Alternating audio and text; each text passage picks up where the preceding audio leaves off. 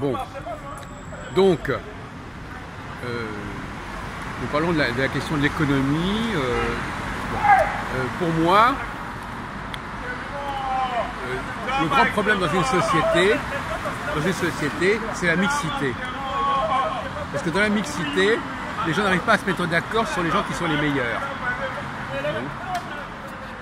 Quand vous mélangez des gens qui n'ont pas les mêmes critères, les mêmes valeurs, ils n'arriveront pas à se mettre d'accord. Normalement, moi, à mon époque, par exemple, dans les années 60-70, les gens avaient plus le sens de reconnaître les gens qui étaient les meilleurs. Ils disaient, celui-là, il est le meilleur. Il n'y a pas besoin de voter. Vous savez que par exemple, les primaires, par exemple, qui ont été inventées, elles ont été inventées parce qu'on n'arrivait pas à savoir qui était le meilleur. Quand il y avait des gens qui étaient évidemment les meilleurs, on votait pas, on faisait pas des primaires. On faisait pas de primaires. Les primaires, ça fait que quelques années qu'on fait des primaires, aussi bien à gauche qu'à droite. Oui.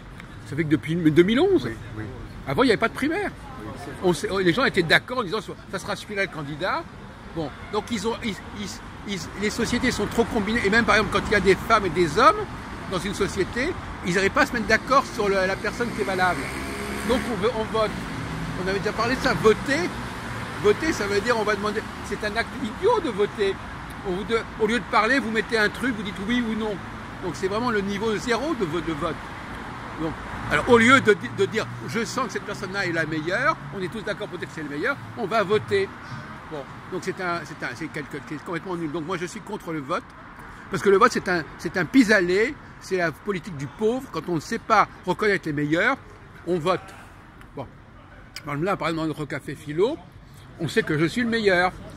Est-ce qu'on a voté pour que on a demandé aux gens de voter pour savoir qui était le meilleur? Non, c'était évident. Voilà. Donc, j'en ai un exemple comme ça, mais les choses se sentent comme ça, vous comprenez? Vous, par exemple, vous n'êtes pas capable de savoir quel est le meilleur dans un groupe.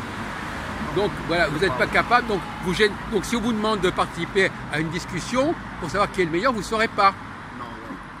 Donc, alors à ce moment-là, on va tomber dans le vote. Donc, le vote, c'est quand une société est trop mélangée, il y a trop de gens complètement différents, ils n'arrivent pas à se mettre d'accord.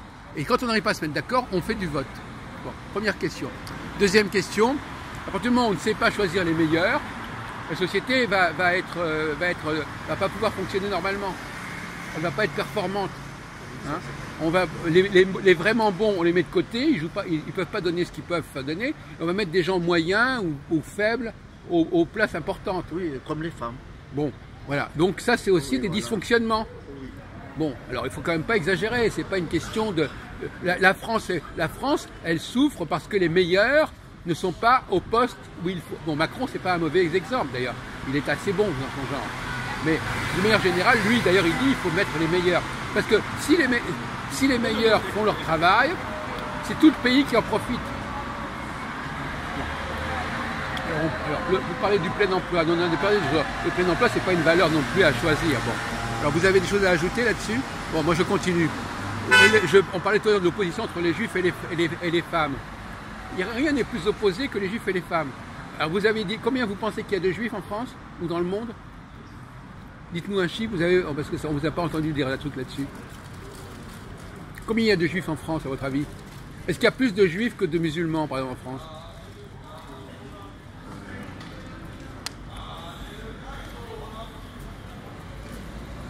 Ouais, je pense qu'il y a plus de juifs.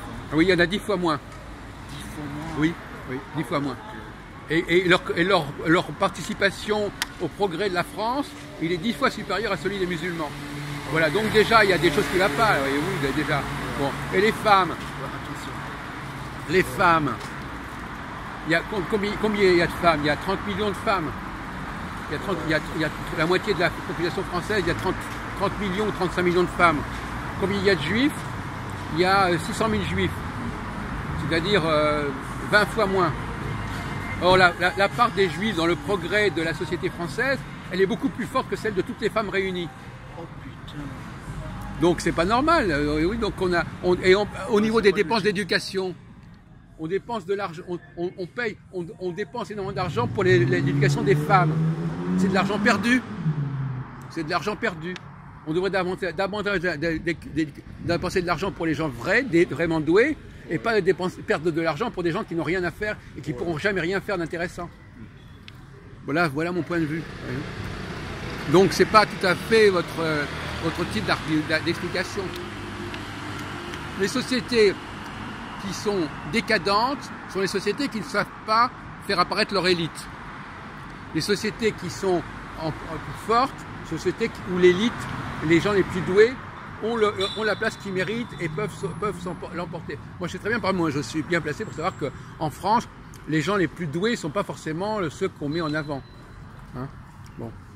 Et ça c'est un vrai problème de société. Le problème, c'est que ça, c'est la mixité. C'est ça qu'on ne veut pas dire. La mixité. Oui, c'est mélangé. Le fait de mélanger les hommes et les femmes, les musulmans, les immigrés, ça crée de la confusion et ça ne permet pas de choisir les meilleurs. Et à ce moment-là, on tombe dans le vote. Bon, alors, vous voulez-vous dire quelque chose? Alors, allez-y. Regardez-vous dans la glace. Oui, alors, oui, les juifs...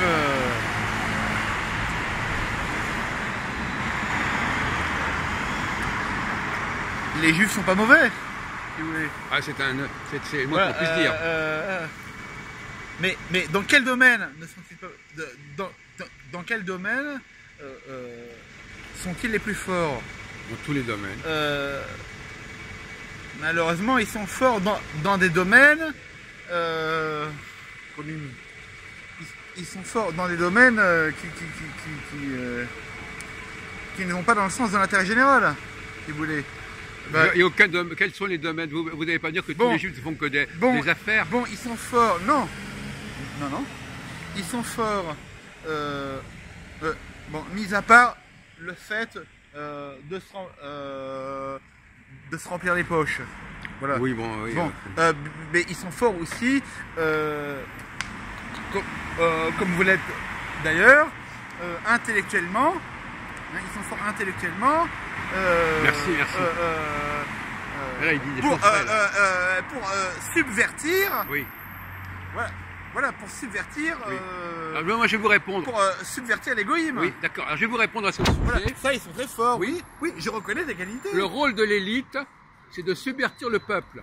Le rôle de l'élite, c'est de casser les certitudes du peuple. Le rôle de l'élite, c'est de casser la sclérose. Donc, il y a forcément, et ça, je voudrais insister là-dessus, il y a forcément un antagonisme entre l'élite et le peuple. Il y a un antagonisme. Parce que le peuple doit faire évoluer l'élite doit faire évoluer le peuple. Oui, mais dans quel sens? Peu importe. Peu importe. Déjà, c'est déjà pas mal qu'il y ait une évolution et que ça bouge. Oui, mais pour moi, ce qui est important, c'est que ça bouge. Pour moi, ce qui est important, c'est dans quel sens que ça bouge. Pour moi, le sens est plus important que le fait que ça bouge. Moi, je dis, rien n'est pire que quand ça bouge pas. Quand quelqu'un est mort, il bouge pas. Voilà. Hein? Donc, parce que bouger, vous savez, bouger, Sarkozy aussi,